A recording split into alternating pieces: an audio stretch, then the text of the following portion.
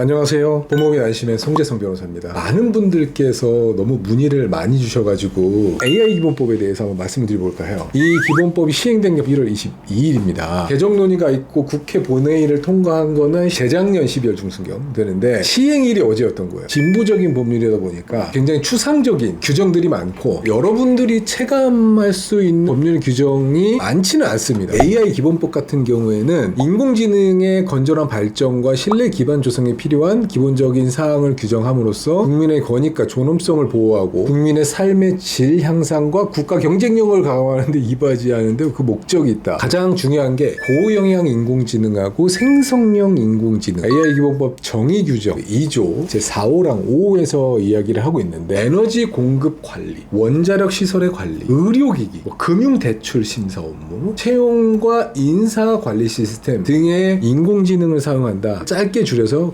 고영향 인공지능이라고 말합니다. 생성형 인공지능이라는 건 다양한 결과물을 생성하는 인공지능 시스템을 말하고 있고 지브리 스타일로 그림을 그려줘. 법무부인 안심을 광고하고 싶은데 안심의 광고 영상을 만들어줘. AI 기본법 31조에서 직접적으로 규정을 하고 있습니다. 인공지능 투명성을 확보할 의무가 있다. 인공지능 사업자는 우리 삶에 굉장히 크게 영향을 미칠 만한 인공지능이라던가 앞서 말씀드린 생성형 인공지능 그런 것을 이용해가지고 제품 또는 서비스를 제공하려는 경우에는 제품 또는 서비스가 해당 인공지능에 기반해서 운영된다는 사실을 이용자에게 고지하도록 하게 되어 있어요. 이 고지 의무를 위반했을 때에는 3천만 원 이하의 과태료를 처분할 수 있다라고 하고 있습니다. 많은 대기업이라든가 중소기업들에서 생성형 인공지능을 만들어가지고 광고에도 막 사용하고 있는데 고지 안 하면은 과태료 바로 때려맞는 거 아닙니까? 이 AI 기본법은 말입니다. 1년 동안 계도 기간을 두고 있어요. 이걸 위반했다고 하더라도 바로 과태료 처분을 하고 있지는 않아요. 이런 제재 규정은 내가 명확성 원칙이 중요한데 그럼에도 불구하고 우리들 삶에 너무 큰 악영향을 미쳤을 때는 조사할 수 있고 과태료 부과 처분할 수 있다. 사실 이렇게 법률을 규정해서는 안 됩니다. 큰 악영향을 미쳤다. 이거 누가 판단할 거야? 판단자의 판단에 따라 가지고 귀에 걸면 귀걸이, 코에 걸면 코걸이가 될 수 있기 때문에 어떤 범위까지 고지를 해줘야 되냐? 이거 생성형 AI예요. 고영향 AI예요. 더 끝내면 되는 건가? 몇 글자 밑에 적어놓으면 되는 건가? 헷갈리 있을 것 같아가지고 시행령까지 한번 뜯어봤어요. 고영향 인공지능이나 생성형 인공지능을 이용한 제품 또는 서비스를 제공하는 경우에는 각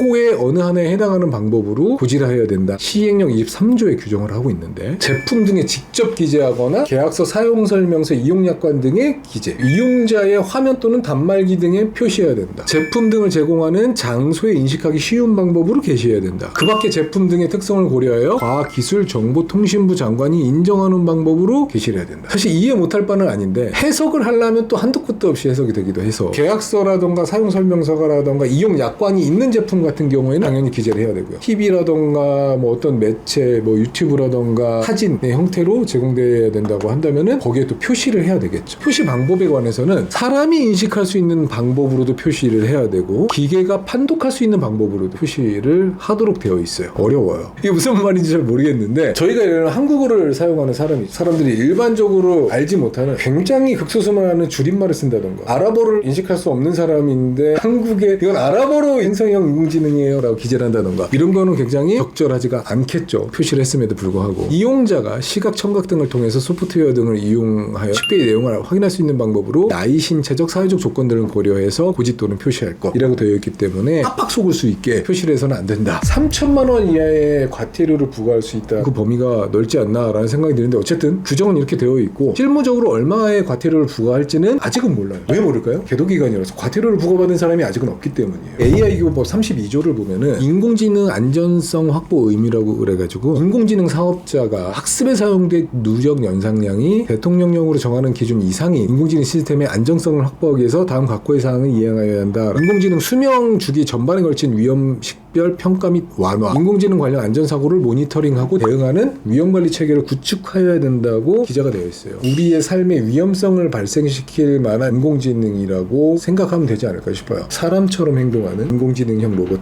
안전사고가 나지 않도록 모니터링하고 혹시라도 위험했을 때 위험관리 체계를 구축해내야 된다라는 취지로 이해하면 되지 않을까 싶어요. 누적 연산량이 얼마나 돼야지만 안전성 확보 의무를 이행해야 되냐 관련해서는 시행령 24조에서 규정을 주장을 하고 있는데 학습에 사용된 누적 연산량이 10의 26승 부동소수점 연상 이상일 것 등을 포함해가지고 몇 가지를 규정을 하고 있어요. 위험도가 사람의 생명, 신체 안전, 기본권에 광범위하고 중대한 영향을 미칠 우려가 있을 것, 이런 거를 한 3개 정도 규정을 하고 있는데, 어쨌든 굉장히 많은 연산이 집적돼가지고 스스로 활동할 수가 있고, 그로 인해가지고 인간에 중대한 영향을 미칠 만한 인공지능일 때에는 반드시 안전성 확보를 하기 위한 의무를 이행해야 된다. 고영향 AI 같은 경우에는 우리들 삶의 영향을 깊이 있게 영향을 미치기 때문에 안전성, 신뢰성 확보를 위해서 사업자의 책무로서 위험관리 방안의 수립 운영이라던가 설명 방안의 수립 시행이라던가 이용자 보호 방안의 수립 운영이라던가 이런 거를 이행해야 된다고 규정하고 있는데, 아직 그래서 이게 지금 도대체 구체적인 내용이 뭐야 라고 하면 시행령을 들여다봐야 되고, 그 시행령도 사실 글로 표현되어 있어가지고 구체적으로 이용자 보호 방안 수립 운영을 어떻게 해야 된다라는 거에 대해서는 1년 동안 진행을 해보면서 그 구체적인 사례들을 한번 집적시켜야 되지 않을까. 또 35조에서는 고영향 인공지능은 영향평가를 하도록 되어 있어요. 기본권에 얼마나 큰 영향을 미치는지에 대해서 그 영향을 평가하기 위해서 노력해야 된다. 결과적으로 3천만 원 이하의 과태료를 부과받을 수 있는 행위들은 어떤 행위들이냐, 아까 31조 1항에서 말씀드린 바와 같이 투명성 확보 의무라고 해가지고 고지 의무를 이행하지 아니한 사람, AI 관련해가지고 외국 법인이 국내에서 사업할 경우에 외국 사업자임에도 불구하고 인공지능 사업을 하면서 우리나라에 대리인을 지정해 놓지 아니한 사람, 과학기술정보통신부 장관 등이 사실조사를 해가지고 인공지능 사업자가 어떤 위반 행위가 있었다고 발견을 했는데 시정을 하는 명령을 발했음에도 불구하고 그 명령을 이행하지 않았을 때 과태료를 부과하게 됩니다. 이해가 되시죠? 일반인들이 가장 크게 한번 생각해 봤을 때에는 업체에서 AI를 사용해서 영상이나 사진 등을 만들어서 배포를 하고 있음에도 불구하고 어떤 AI를 어떻게 사용해 가지고 만들어진 영상인지 이용자에게 고지하지 않았을 때, 이때는 3천만 원 이하의 과태료를 부과받을 수 있기 때문에 적절한 방식으로 고지를 해야 되고요. 표시를 하지 않음으로 인해 가지고 우리 삶에 악영향을 미친다, 과태료를 부과시킬 수